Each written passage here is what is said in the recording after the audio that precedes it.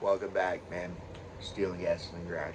So, the first topic of my episode was car culture. Is it dying? Or is it just getting fucking soft? So, this brings me to episode 2. Um, what real car culture actually means. Lap, like I said, last episode I talked about cultures and Michigan and how the younger generation is not wanting to really get into it because you can just go to a factory and just buy a 700 to a 1,000 horsepower car and not learn the fundamentals of it and know what it really means and what it's really about. Um, so is culture about the cleanest cars, the best,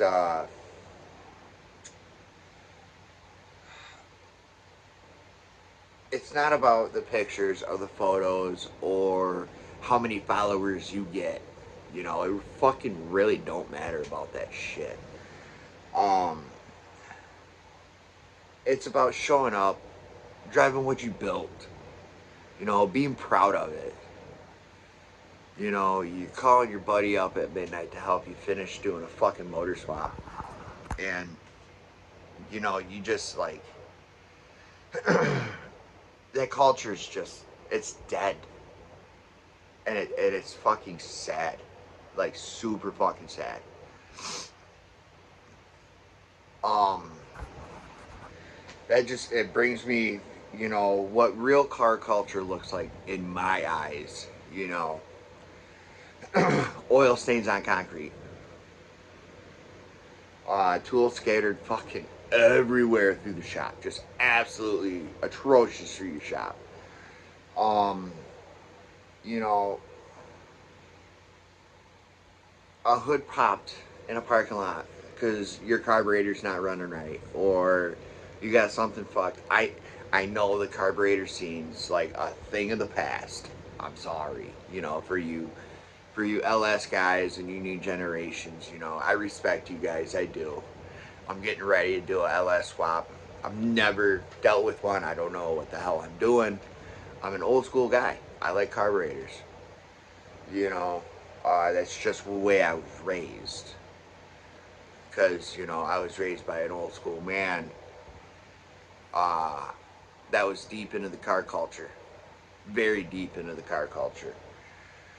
You know, us Michiganders, on the east side of the state, we got winners that try to stop us, budgets that try to put the brakes on our builds, bro.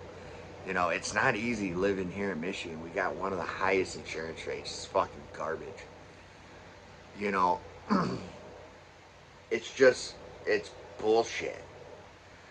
Um, but you spend all winter, you defeat every hump in the road, winter, salt, budgets, all that shit.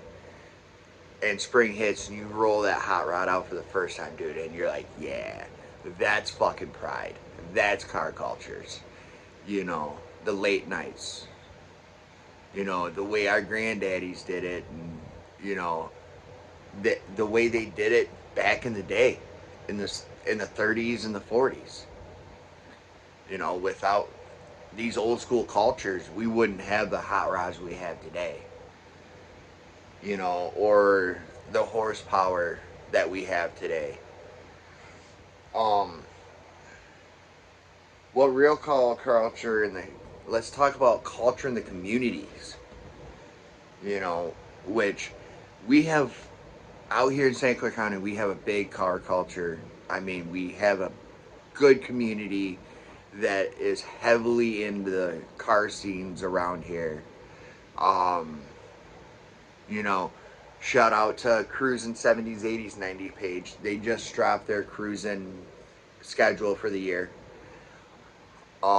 And it looks like a doozy. Always look forward to them, unless the rain ruins it for us, of course.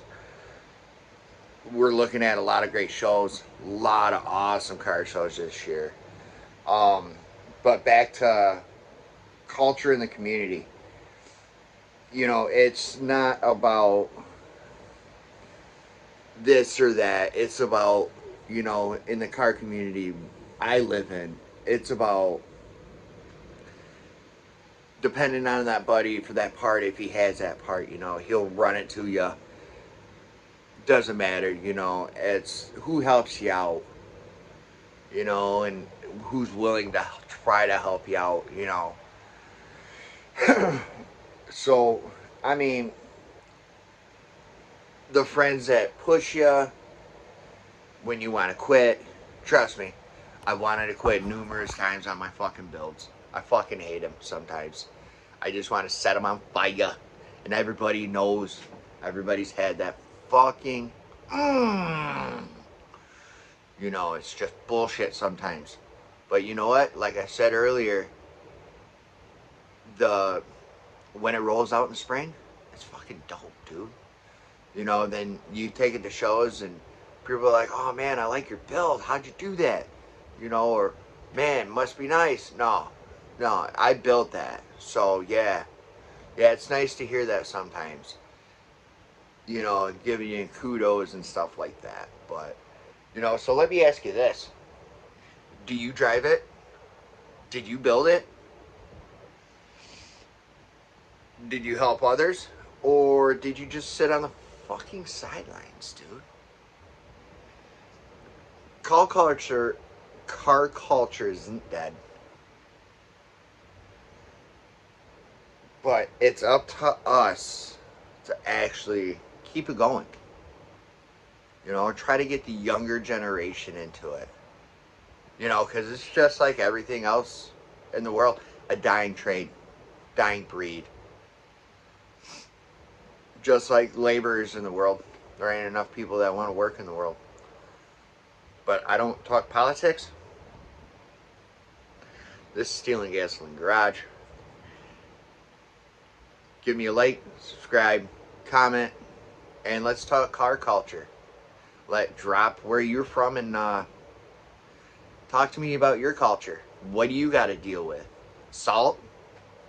Hurricanes? Tornadoes? Shit, man, let me know.